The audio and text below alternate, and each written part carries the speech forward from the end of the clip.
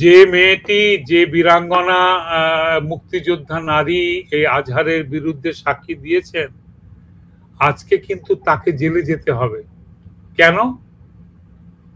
কারণ তিনি সাক্ষী দিয়েছেন একজন তথাকথিত তাদের ন্যারেশনে নির্দোষ মানুষের বিরুদ্ধে, তাই না?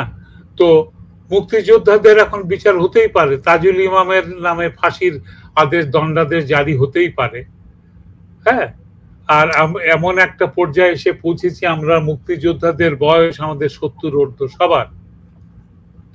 তো আমরা তো আরেকটি লড়াই করার মতো প্রকৃতি আমাদের কাছ থেকে সেই প্রাণ শক্তি কেড়ে নিয়েছে।